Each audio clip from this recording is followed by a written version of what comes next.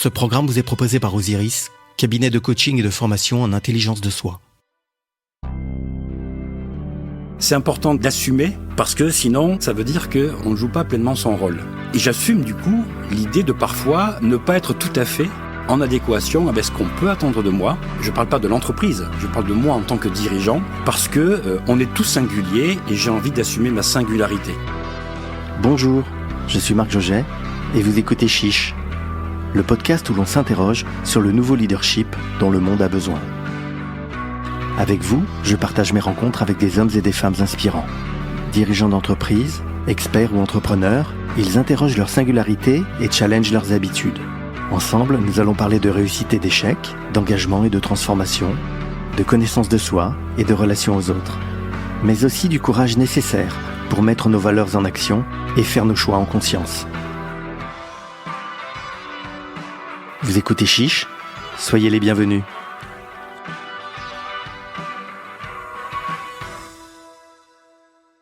Avec une mère allemande, j'ai grandi dans une double culture.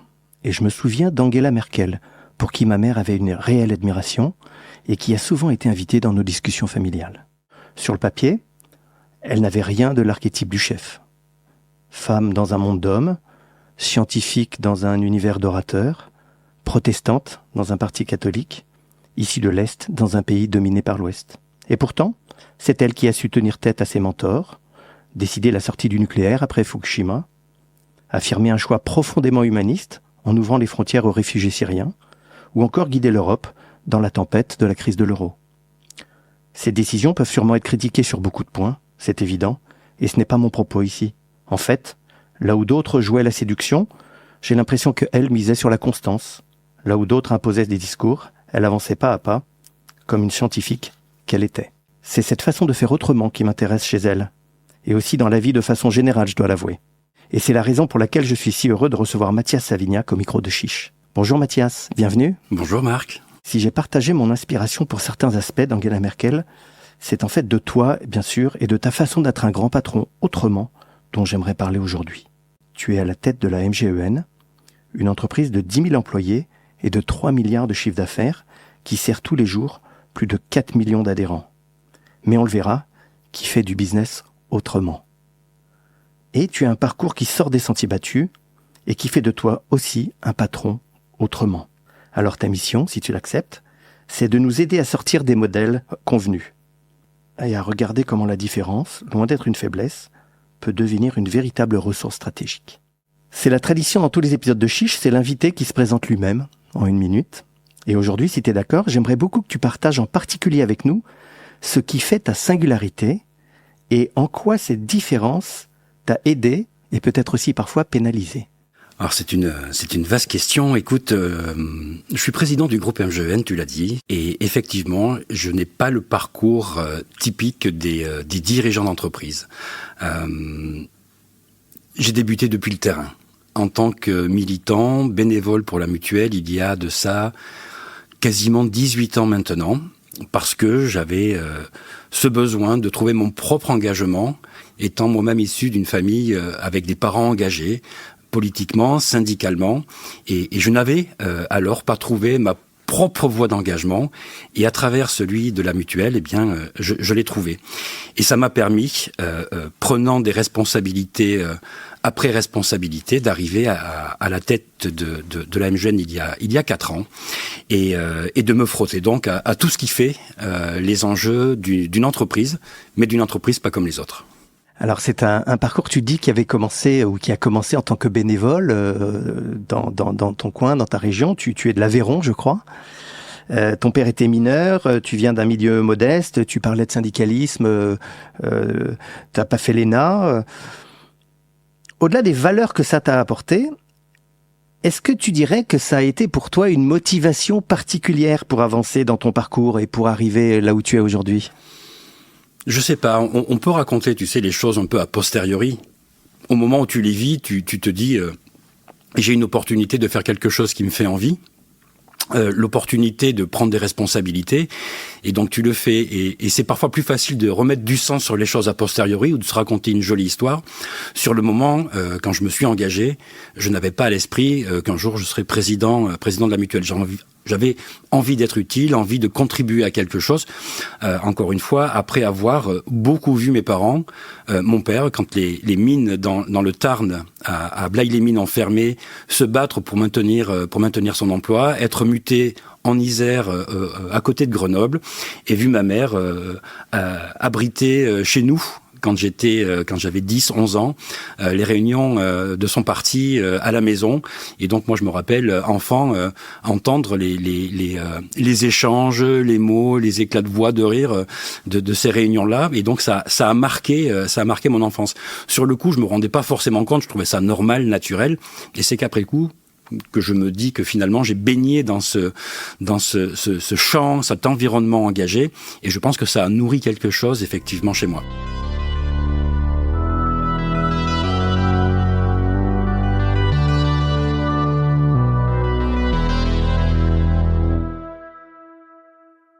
Alors je dois t'avouer que l'environnement mutualiste était un peu nouveau pour moi. Et dans cette première partie de notre entretien, si tu es d'accord, j'aimerais qu'on puisse définir rapidement le contexte particulier d'une mutuelle et aussi bien sûr ce que ça implique pour son dirigeant. Parce qu'on peut le dire tout de suite, une entreprise mutualiste, c'est pas une entreprise comme les autres. Elle appartient à ses sociétaires, elle appartient pas à des actionnaires.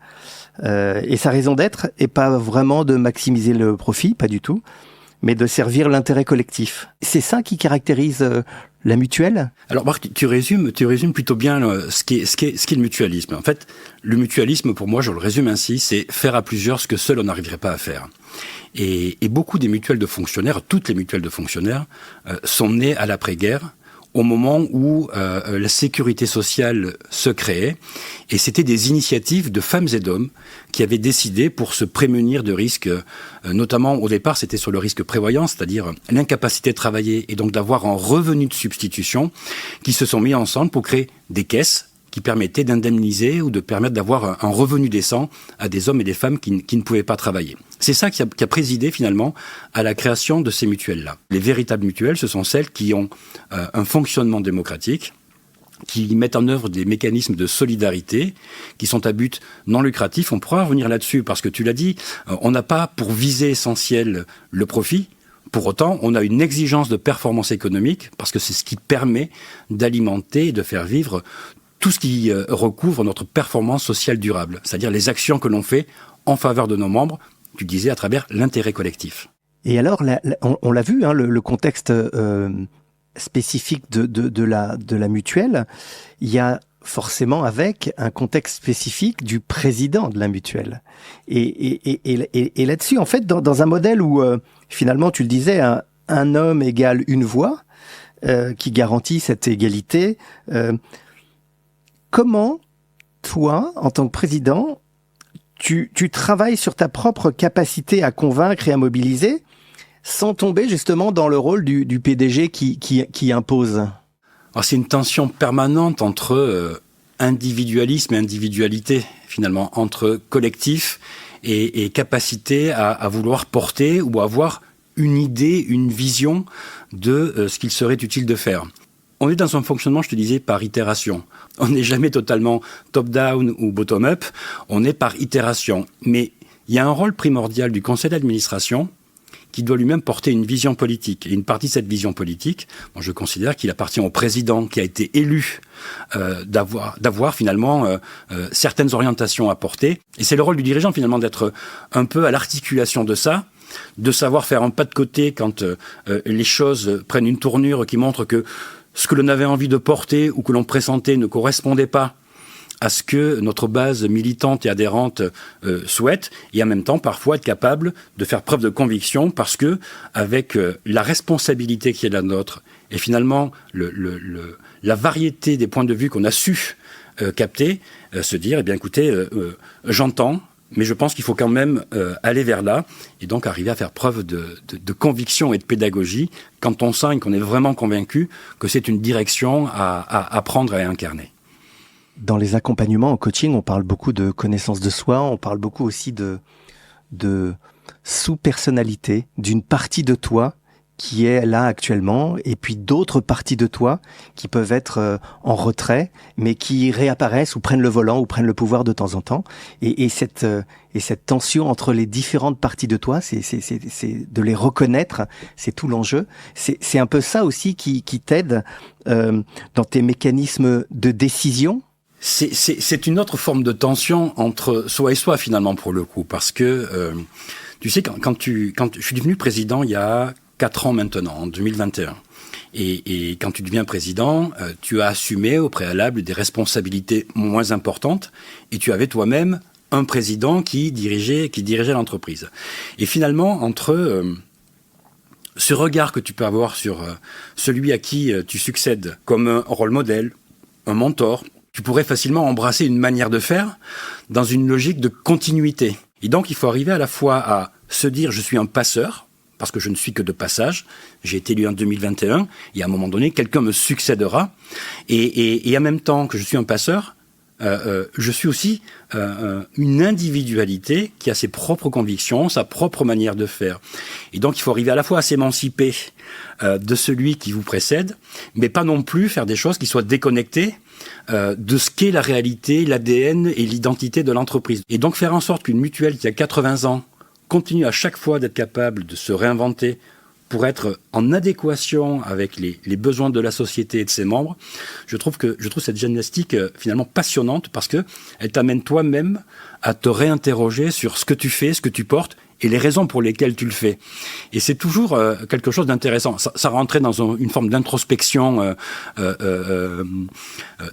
perpétuelle. C'est important aussi de se questionner là-dessus.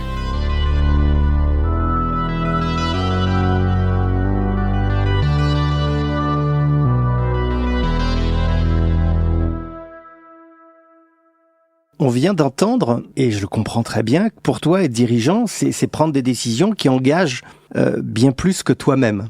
Tes équipes, les 4 millions de sociétaires, on peut dire parfois même, tu disais, les générations futures. Et dans une mutuelle, cette responsabilité prend une résonance probablement encore plus particulière, parce que justement, elle se base non seulement sur la rentabilité, mais sur un projet collectif.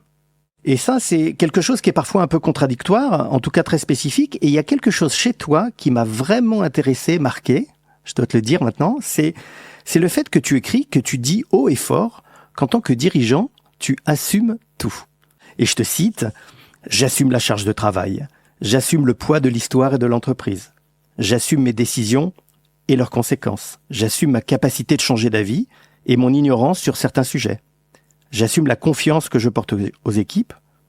J'assume ma vie considérée comme hors norme, les photos dans Paris Match, mon accent de l'Aveyron et mes parents communistes. » Ça soulève en moi une question essentielle et c'est vraiment finalement, qu'est-ce que ça signifie vraiment d'assumer ? Sur la question d'assumer, je pense que au bout du bout, le sujet c'est d'être aligné avec soi-même. C'est-à-dire que je crois que je n'arriverai pas à assumer les responsabilités, toute proportion gardée.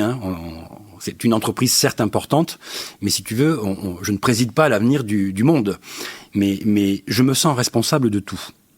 Et me sentant responsable de tout, j'ai besoin de me sentir aligné avec moi-même, pas en dissonance, pas orthogonal avec certaines choses. Et donc c'est important.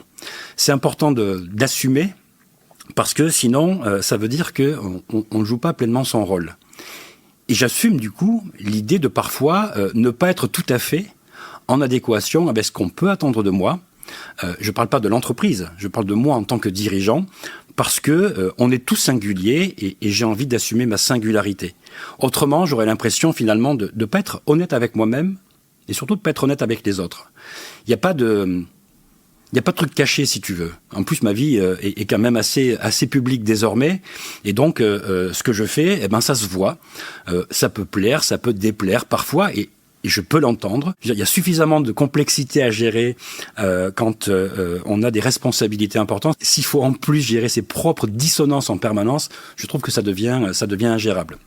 Après, je dois avouer que j'ai un certain goût parfois pour la provocation et il faut qu'à ce titre-là, je me méfie par moi de moi-même pour pas faire des choses qui seraient contre-productives. Mais c'est mon côté un peu Oui, j'aime bien un peu provoquer et faire un pas de côté. Faut pas faire trop de pas de côté parce que trop de pas de côté, ça devient une ligne. Et donc, voilà, je me méfie aussi un peu de moi-même, mais voilà, c'est une forme d'équilibre et d'alignement avec soi-même, moi que je perçois comme essentiel, si je veux être capable d'essayer de faire au mieux et d'assumer au mieux mes responsabilités. Et en t'écoutant parler d'alignement avec toi-même et d'assumer ta façon d'être moderne, c'est aussi la façon de te remettre en cause à chaque fois, à chaque époque. Cette capacité finalement d'à chaque fois de se concentrer sur ce que tu es à ce moment-là et pas forcément ce que tu as été. Et c'est ça aussi qui t'aide à assumer. Oui, en fait, j'ai pas besoin de réinterroger en permanence ce que j'ai été. Je suis à l'aise avec ce que j'ai été, je suis à l'aise avec là d'où je viens. Je trouve que ça fait une richesse de parcours, d'histoire, de conviction, et j'ai pas besoin à chaque fois d'invoquer le passé pour justifier ce que je fais aujourd'hui. Je suis frappé parfois quand je rencontre des dirigeants, des dirigeantes, quand on se présente et que on explique un peu d'où on vient. Beaucoup de gens que je rencontre disent moi j'ai fait l'école normale, des gens qui ont 60 ans et qui se définissent principalement par quelque chose qu'ils ont fait il y a 40 ans. Et moi je considère qu'il s'est passé des choses entre le moment où tu es rentré à HEC, tu as fait l'ENA ou tu as fait l'école normale et maintenant. Et donc je trouve parfois dommage de se définir par ce qu'on a été. Je trouve plus intéressant de se définir par ce que l'on fait et ce qu'on a envie de faire.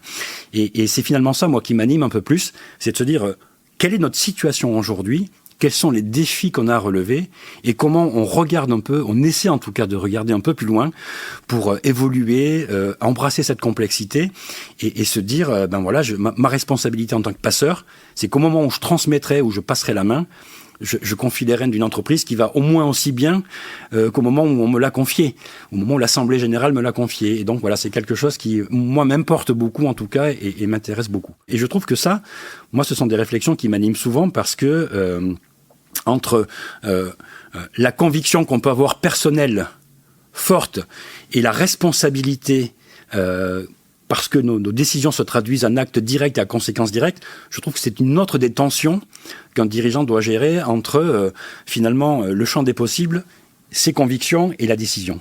En fait, ma question en t'entendant, c'est finalement, avec ces décisions, ces conséquences, comment toi tu gères cette tension entre ta responsabilité individuelle et la gouvernance démocratique qui est si spécifique et si forte dans une mutuelle et chez MGEN. Est-ce que ça t'aide à assumer ou est-ce que ça te titille ? Tu te poses la question en permanence, en fait, parce que parfois, j'aimerais me dire, tu vois, mais enfin, j'ai la conviction qu'il faut faire ça, et donc on y va. Et tu peux pas forcer le passage, en fait. Et il ne faut pas forcer le passage. Et donc, c'est cette fabrique du consensus qui est intéressante. Et dans l'exercice de la responsabilité, moi, je me méfie toujours un peu de... quand je vais chercher, tu vois, du consensus, est-ce qu'en fait, je cherche à construire du consensus ou aller chercher le consentement ? C'est très différent. Aller chercher le consentement, c'est dire, je vous propose ça et je fais tout pour que vous adhériez à ça. Je demande votre consentement. Chercher le consensus, c'est finalement partir avec une idée et accepter que le produit final soit un peu différent, parce que le consensus amène à faire des pas de côté, à accepter que sur certains points, ce soit pas tout à fait ce que tu avais à l'esprit qui soit décidé, et c'est la règle du jeu. Moi, je suis attaché au fait de se dire, on peut se tromper. On a le droit de se tromper. Par contre, on n'a pas le droit d'aveuglément, vouloir montrer, de persévérer, de montrer qu'on avait raison si on n'a pas raison. J'ai aucun sujet avec le fait de dire que, effectivement, je pensais ça, mais finalement, je pense autrement parce que vous m'avez convaincu. Je pense que c'est pas dénigrer sa capacité à porter des responsabilités, à porter une vision, parce que on n'est pas dans des vérités absolues. Le monde est tellement plus complexe que ça. Et je pense qu'il faut pas attendre du dirigeant une forme finalement de vérité absolue, d'avoir raison en permanence sur tout, mais le dirigeant doit pouvoir en revanche assumer les conséquences de ses actes, ce qui est un peu différent. La MGEN a la chance d'avoir une base militante incroyable. Moi je connais pas beaucoup d'organisations qui ont la capacité de mobiliser des femmes et des hommes tous les jours, dans tous les territoires, pour porter des convictions, contribuer à un projet, mener des actions de prévention. Je trouve que c'est formidable. Et en même temps, les militants sont peut-être un peu plus loin parfois de la réalité de l'entreprise. Tu vois, on a cette cette double articulation entreprise et mouvement. Et c'est parfois difficile de concilier l'intérêt de l'entreprise et l'intérêt du mouvement. Et ça, c'est quelque chose qui, pour moi, est extrêmement important et qui fait un peu notre différence et notre singularité.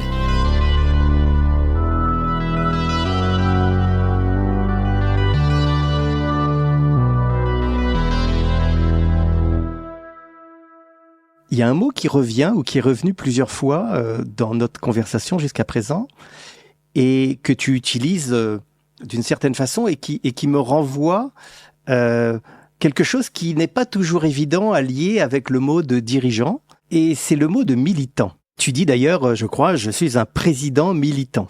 Et ça m'intéresse beaucoup parce que c'est vrai que ça revient dans ton vocabulaire, parce que c'est le vocabulaire du mutualisme, mais aussi dans la force, l'énergie, la conviction, ton parcours, celui de tes parents. Le militantisme, c'est j'ai l'impression, une vraie partie de toi.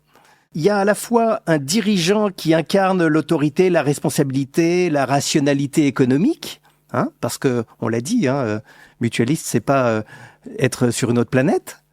Mais il y a aussi un militant qui, lui, j'imagine, incarne l'engagement, la conviction, parfois même peut-être la radicalité. Et ces deux postures se rencontrent. Comment tu les gères ? Ça fait partie pour moi de la richesse de la fonction. Parce que finalement, je te disais tout à l'heure, je me sens, mais tous les militants, ce sont les passeurs d'une histoire. Je prends pour exemple, parce que c'est important, de ces 80 ans d'histoire de la MGEN, elle a toujours été engagée sur un combat qui est important, celui de l'égalité entre les femmes et les hommes. MGEN a permis à des femmes d'accéder à la contraception quand celle-ci n'était pas encore autorisée. Elle a permis à des femmes d'avorter quand l'avortement était illégal. Depuis, tu vois, sur les questions de parentalité. Aujourd'hui, sur l'égalité qu'on cherche à atteindre en santé entre les femmes et les hommes, c'est des combats qu'on porte. Et ils se heurtent à d'autres convictions dans la société. Sur la question de la fin de vie, par exemple, qui est un autre combat qu'MGEN porte, on se heurte à des sensibilités, à des courants politiques, à des courants religieux, qui parfois viennent de manière assez violente questionner le rôle et notre légitimité à nous exprimer sur ces sujets-là. Et moi, je trouve important, malgré ça, de continuer à porter une voix forte, parce que c'est une certaine vision de la société et de la justice sociale qui anime l'action de la mutuelle. Et le corollaire de ça, c'est que ça ne peut vivre, ces combats, ces engagements, que parce que la mutuelle crée de la valeur, est performante économiquement, et que donc elle peut consacrer une partie de la valeur qui est créée à ses engagements, à cette vie démocratique, à ces sujets de société.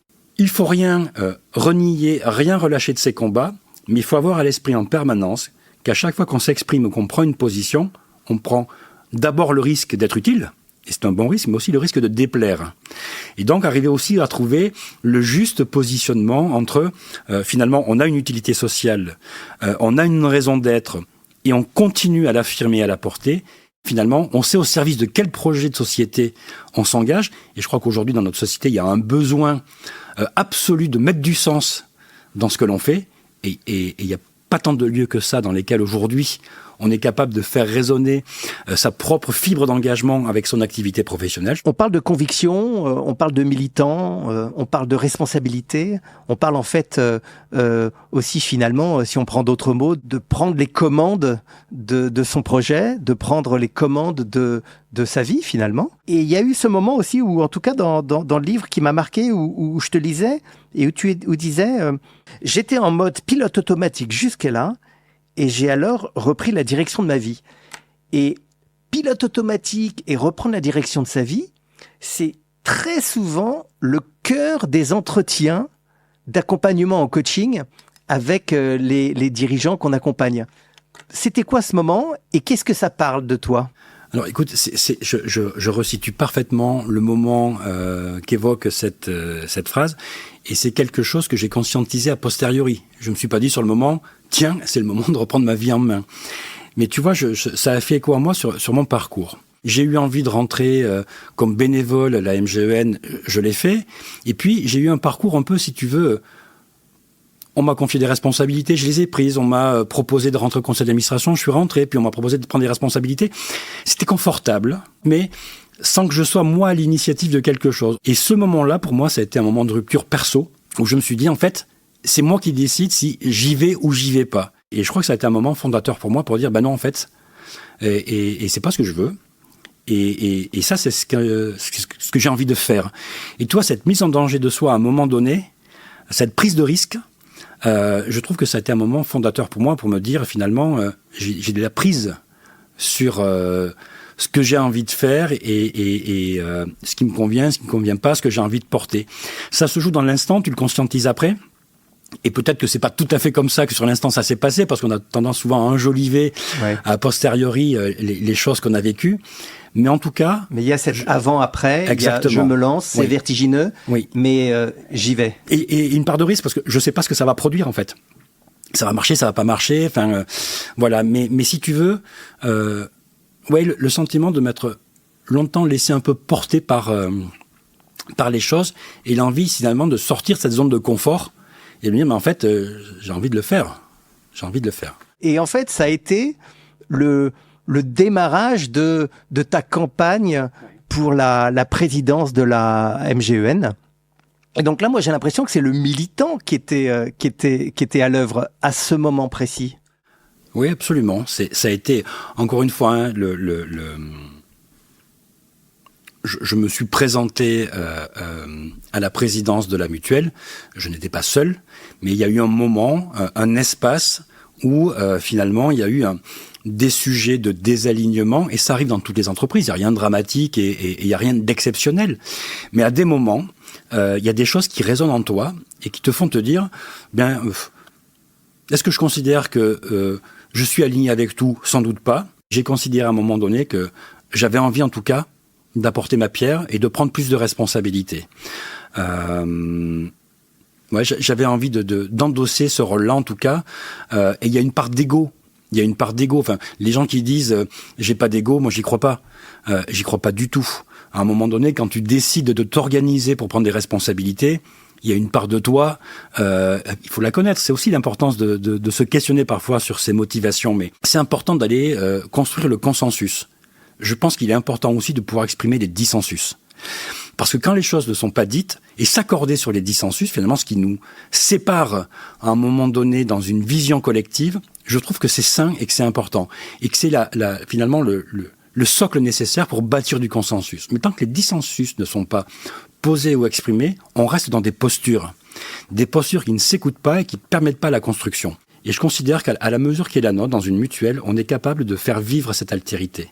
C'est-à-dire que la différence de point de vue, de parcours, de conviction, on arrive à mettre tout ça à contribution au service d'un projet collectif. C'est important, tu vois, cette histoire de notion de dissensus, de consensus et d'altérité. Moi, je trouve que c'est quelque chose qu'on ne retrouve pas beaucoup aujourd'hui dans les autres aspects de la vie de notre société. En écoutant le militant que tu es, ça me parle et je pense qu'en fait, c'est aussi une proposition à tous ceux qui nous écoutent, à tous les dirigeants, de finalement l'utiliser ce militant qui est en soi pour renforcer ses convictions, pour peut-être aussi accéder à une forme de radicalité saine au service du consensus, au service de l'altérité, au service du projet de l'entreprise. Et je trouve qu'en fait, ce ressort-là, il est pas souvent évoqué, et tu l'assumes, tu le revendiques, et je trouve que c'est assez puissant. Alors, je te remercie, mais après, si je suis tout à fait honnête, Marc, c'est sans doute plus facile de le faire dans une mutuelle que de le faire ou d'imaginer le faire dans une entreprise du CAC 40. Parce que il y a d'autres injonctions qui sont à l'œuvre, tu vois, les actionnaires, les conseils d'administration qui sont pas constitués de militants engagés, convaincus comme ceux d'une mutuelle. Je pense, tu vois, à Emmanuel Faber, par exemple, qui avait aussi des convictions à porter. Il y a eu des conséquences aussi à certaines de ses prises de parole ou de ses positionnements.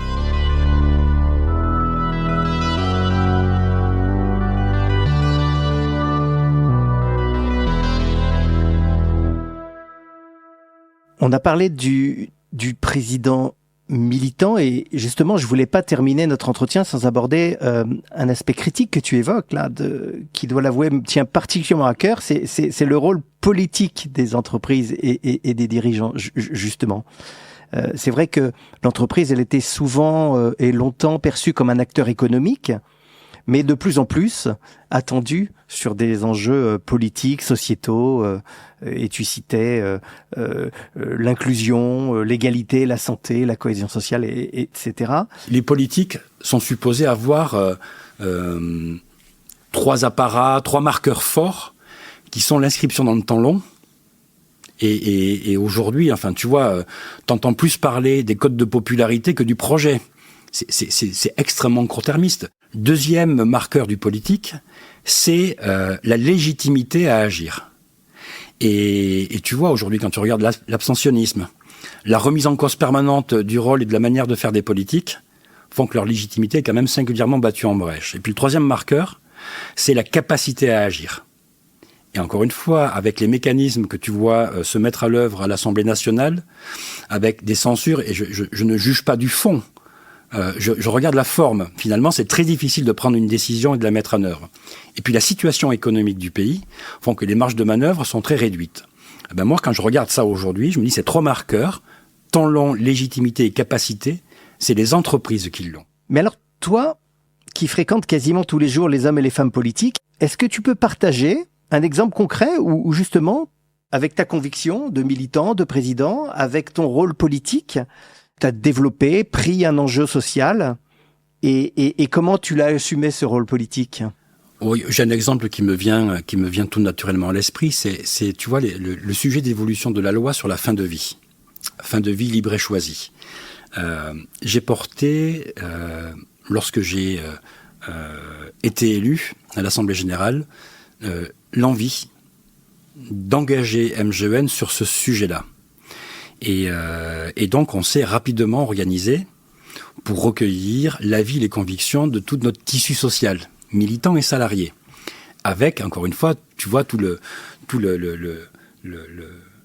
spectre des convictions et des ressentis. Sur des sujets qui sont très souvent et qui relèvent de l'intime en plus, tu vois, intime, ces sujets-là, ouais, c'est très intime. C'est mon rapport, moi, à la fin de vie, et on en fait un sujet politique et social. Et on l'a engagé très tôt, ce sujet-là, en s'organisant avec d'autres organisations de la société civile.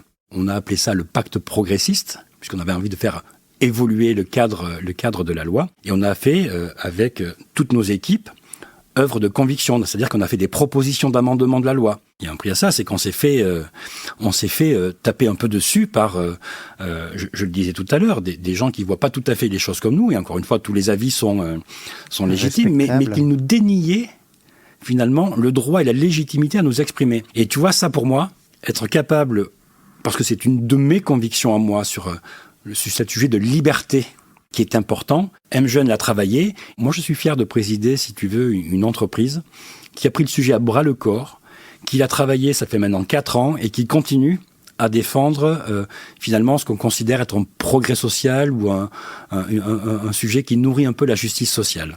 On parle beaucoup de politique, mais en fait, tu es politique dans un projet, dans une conviction, dans un militantisme, mais tu es aussi président, et on l'a dit, d'une entreprise qui fait 3 milliards de chiffre d'affaires, qui sert des millions d'adhérents. Donc en fait, c'est politique et dirigeant. Comment tu concilies et comment la transition se vit et se fait ? Pour moi, il n'y a pas d'antagonisme entre les deux. C'est pas pour ça que c'est pas toujours difficile ou parfois toujours simple d'accorder les deux, mais je parlais tout à l'heure des 2 faces d'une même pièce. On peut défendre un projet politique et en même temps avoir le sens de la responsabilité de l'entreprise que tu présides. Et il faut arriver finalement à faire en sorte que ce cercle vertueux du projet politique qui nourrit le sens de l'action et l'action qui nourrit le projet politique. C'est-à-dire qu'à un moment donné, tu as aussi un sujet d'incarnation de ce que tu portes. Les preuves. C'est pas simplement un projet politique pour la beauté du verbe. On peut se payer de mots, se nourrir de convictions, mais il faut aussi qu'il y ait des traductions concrètes. Et toi, la partie de l'entreprise, c'est aussi le lieu de la mise en œuvre du projet politique. Par exemple, quand tu t'engages à faire vivre partout sur le territoire ces établissements de santé en ne pratiquant aucun dépassement d'honoraires, eh ben, c'est la traduction concrète, directe de choix politiques sur un modèle économique. C'est un exemple concret, mais pour moi, il est assez emblématique. On a fait des choix politiques. Tu vois, c'est finalement la vision binaire de la société qu'on nous expose souvent entre soit t'es politique, soit t'es business, et entre les deux, rien de possible. Je trouve que c'est caricatural. On peut faire vivre, tu vois, un projet de société grâce à un modèle économique.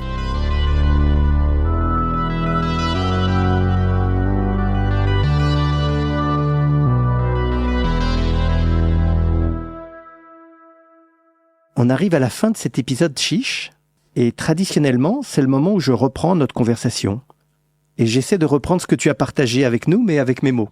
C'est une façon forcément subjective de reprendre ta pensée, telle que je l'ai reçue durant notre entretien. Ma façon aussi de te restituer notre échange passionnant. Et à cet instant où on finit notre entretien, où l'on a suivi les pas d'un patron, autrement, il y a deux choses qui résonnent en moi, fortement. La première, c'est cette idée forte qu'un dirigeant doit être un militant. Diriger une entreprise, c'est pas seulement gérer une organisation, mais c'est aussi incarner un héritage et défendre une cause. Et dans ton cas, comme président de la MGEN, tu acceptes de naviguer dans un monde capitaliste où la rentabilité immédiate domine, tout en restant fidèle à tes valeurs et un projet fondé sur la solidarité et sur le collectif. Ce qui me plaît dans ce concept de dirigeant militant, c'est justement de ne pas avoir à choisir entre gestion et conviction, mais d'accepter cette tension et d'en faire une force, d'être capable de transformer ses valeurs en décisions concrètes et durables. Pour le dire autrement, c'est accepter les compromis du réel sans jamais céder sur l'essentiel. Et ça, j'ai l'impression que ça touche justement le nouveau leadership dont le monde a besoin. L'autre chose qui résonne au moment où je te parle, c'est ta façon d'assumer. On en a parlé dans l'épisode. Ta façon de nous montrer que pour un dirigeant, assumer, c'est reconnaître pleinement ses choix, en accepter les conséquences, et les incarner aussi avec lucidité. Mais ce que tu nous dis, ça va même aussi un peu plus loin, j'ai l'impression. Tu nous dis avec tes mots qu'assumer, c'est aussi savoir partager la responsabilité pour en faire une force collective. J'aime beaucoup cette idée de transformer le poids de la responsabilité en confiance collective. En fait, ce que je retiens, c'est probablement que assumer, c'est réussir à conjuguer exigence et humanité. Moi, je te remercie pour ta conclusion. Ça résonne aussi avec des choses qui me font moi vibrer ou qui m'animent. Merci Mathias de nous avoir accueillis ici à la MGEN et d'avoir partagé avec autant de conviction et de sincérité le Mathias militant, le Mathias président, le Mathias politique, le Mathias qui dirige une entreprise de 10 000 employés. C'était vraiment très inspirant et je repars, moi aussi probablement un peu plus militant que quand je suis arrivé. Merci. Merci à toi, c'était un plaisir que de pouvoir échanger avec toi aujourd'hui. J'espère que cet épisode vous a plu, inspiré et fait réfléchir. Si c'est le cas, partagez-le, laissez un commentaire et je compte sur vous pour les 5 étoiles sur votre plateforme d'écoute préférée. Pour me suggérer des invités ou me faire part de vos retours, contactez-moi sur LinkedIn via Marc Jauget ou par email à l'adresse chiche@marcjauget.com. À très bientôt pour un nouvel épisode de Chiche.